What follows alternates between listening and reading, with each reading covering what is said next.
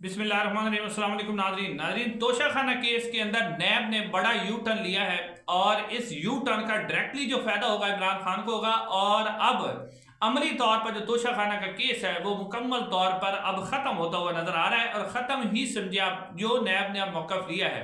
उसके बाद। उसके अलावा नाजरीन, हुकूमत की तरफ से आज दो बिल जो है वो पेश किए गए जो है पार्लियामेंट के अंदर, और उसमें से एक बिल पेश नहीं किया जा सका, एक बिल पेश किया गया और एक ऐसा बिल कौमी असम्बली में लाने का गौर हो रहा है जो सिर्फ स्पेसिफिक यानी ऐसा खतरनाक कानून है जिसको लाया जा रहा है असम्बली के अंदर कि उससे ना सिर्फ क्या होगा कि इमरान खान और उनको मजीद जो जेल में रखा जाएगा और साथ साथ जो है जो पीटीआई के बहुत से अरकान हैं जिसमें उनके वर्कर है, कारकुन है, उनको अंदर रखने के लिए इस्टेब्लिशमेंट ने, और इस्टेब्लिशमेंट आपको पता ही कौन है, उन्होंने एक नया कानून जो है असम्बली के अंदर बिल लाने का फैसला किया है।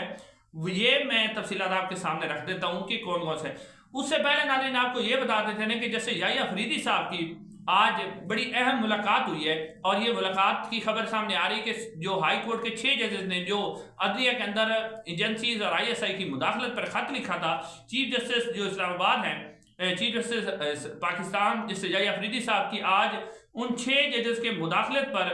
अहम मुलाकात हुई है और उसके अंदर अहम पेशरफ्त होने का इम्कान है। और आप देखेंगे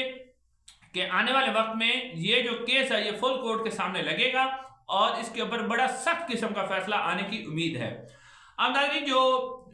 तोशाखाना के ऊपर यू टर्न लिया है उससे पहले मैं आपको ये बता दूं कि हुकूमत ने अब क्या किया है कि सिक्योरिटी थ्रेट्स का बहाना बना के इंसदाद दहशतगर्दी एक्ट जो 1997 था उसके अंदर तरमीम का बिल जो है कौमी असम्बली में पेश किया है। और इसके तहत क्या होगा कि एक मतलूबा शख्स को अब 3 माह की बजाय यानी पहले 3 माह तक उसे जेर हिरासत रखा जा सकता था और अब इस बिल के अंदर तरमीम करके 6 माह तक किसी भी जो शख्स है उसको जेर हिरासत रखा जा सकता है। बुनियाद ये बनाई जाए कि इंसदाद दहशतगर्दी का मसला है, जी नक्स अमल का मसला है, ये शख्स जो है और यानी किसी भी शख्स को, और ये भी साथ साथ दिया गया है कि सिक्योरिटी इदारे जो है वो कौमी सलामती के नाम पर किसी भी शख्स को गिरफ्तार कर सकते हैं और उसके 6 महीने तक वो जेर हिरासत रख सकते हैं बगैर कोई वजह बताए। अब ये नया एक बिल है और आपको पता ही कि बगैर वजह बताए जब 6 महीने किसी को रखने का एक बिल लाने की जरूरत है तो आपको समझ आ रहा है कि सीधा सीधा पीटीआई के खिलाफ इस्तेमाल किया जाएगा ये वाला कानून। उसके बाद नाज़रीन, अब जो एक दो बिल और हैं, फिर मैं तोशाखाना की अहम तफसीलात आपके सामने रखता हूँ। एक तो बिल था प्रैक्टिस एंड प्रोसीजर कमेटी में तब्दीली का बिल। वो बिल आपको पता ही है कि सदर आसिफ जरदारी साहब ने आर्डिनेंस जारी किया था जिसके बाद प्रैक्टिस एंड प्रोसीजर बिल काजी साहब को सहूलत देने के लिए बनाया गया था जिससे मुनीर अख्तर को निकाला गया था और अब दूसरे याहिया अफरीदी साहब ने उन्हें दोबारा शामिल कर लिया गया है।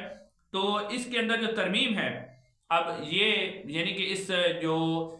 आर्डिनेंस था उसको आईनी हैसियत देने के लिए असम्बली के अंदर पेश किया गया, लेकिन उससे पहले जो है ये कैमा कमेटी के पास चला गया है और कैमा कमेटी इसके ऊपर डिसाइड करेगी। लेकिन एक और मामले पर पीटीआई जो पाकिस्तान पीपल्स पार्टी और नून लीग के दरमियान शदीद इख्तिलाफात है और वो मामला है जो जजेस की तादाद बढ़ाने का बिल है। वो आज पेश नहीं हो सका, ना ही कैमा कमेटी में जा चुका है क्योंकि पीपल्स पार्टी चाहती है कि जो जुडिशल कमीशन है जिसने जजेस तैनात करने हैं उसके अंदर पीपल्स पार्टी को बराबरी का हक दिया जाए, यानी उसके भी मेंबर बराबर हों ताकि वो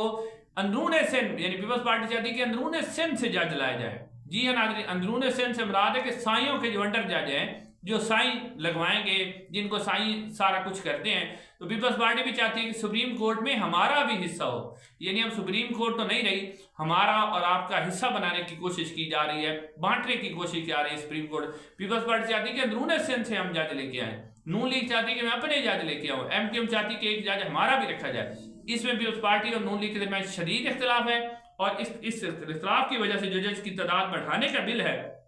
वो पेश नहीं हो सका आज जो है कौमी असम्बली की कैमा कमेटी के पास, तो इसलिए अब इस बिल पर अभी तक इख्तिलाफात है। नाज़रीन, अब वो बड़ी खबर आपके सामने रखनी है, तोशाखाना। नाज़रीन, तोशाखाना केस के ऊपर नैब ने आज बड़ा अहम मौक़िफ़ लिया है और आप कह सकते हैं कि बड़ा यू टर्न लिया है। आपको पता ही है कि नैब हमेशा से एस्टेब्लिशमेंट इस्तेमाल करती रही है सियासतदानों के खिलाफ और पाकिस्तानी अवाम का करोड़ों अरबों रुपया,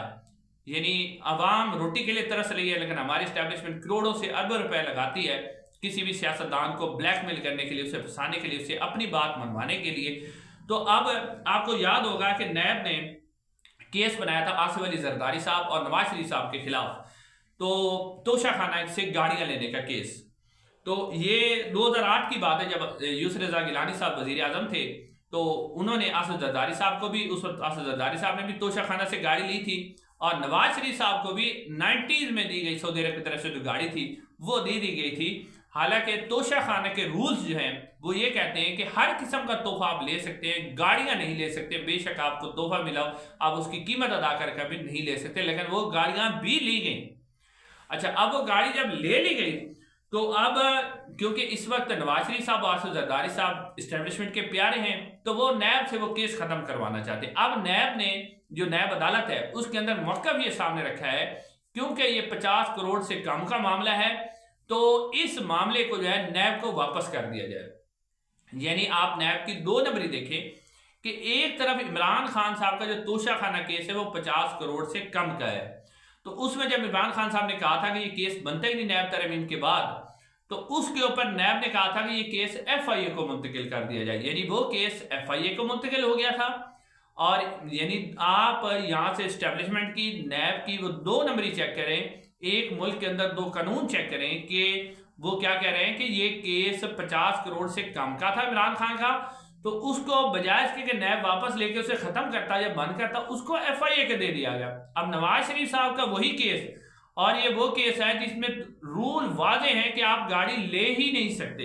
यानी गाड़ी कम, कीमत कम ज्यादा लगाना तो अलग से बात है, पहला जुर्म तो यही बनता है कि गाड़ी आप ले ही नहीं सकते। लेकिन जरदारी साहब ने भी गाड़ी ली, नवाज शरीफ साहब ने भी गाड़ी ली। अब नैब को चाहिए था कि ये केस भी FIA को मुंतकिल करता, लेकिन नैब अब क्या करने जा रहा है, नैब कह रहा है जी कि ये केस हमें वापस कर दें। यानी नैब अदालत को कह रहा है कि आप केस हमें वापस कर दें, और बजाय इसके कि हम मुंतकिल करें तो हम जो है इस केस को बंद कर देंगे, ये कह रहा है जी नैब। अब नैब की आप यानी 2 नंबर यहां से देखें, अब ये नैब किस मुंह से जो तोशाखाना FIA का केस है उसमें किस मुंह से ये लड़ सकेगा, जब भी ये केस अब इस्लामाबाद हाई कोर्ट के अंदर, क्योंकि इसके ऊपर भी रेट पिटीशन है, तो नैब की ये 2 नंबरी, और इससे वादे होता है कि इस्टेब्लिशमेंट सिर्फ और सिर्फ नैब को इस्तेमाल करती रहे। अब इस नैब की 2 नंबरी के बाद इमरान खान का तोशाखाना वाला केस जो है वो खत्म हो जाएगा। जो ही हाई कोर्ट में ये वाली नैब की दलील जाएगी जो आज नैब ने रखी है, तो वो खत्म हो जाना। इंशाल्लाह अगली वीडियो में मुलाकात होगी। अस्सलाम।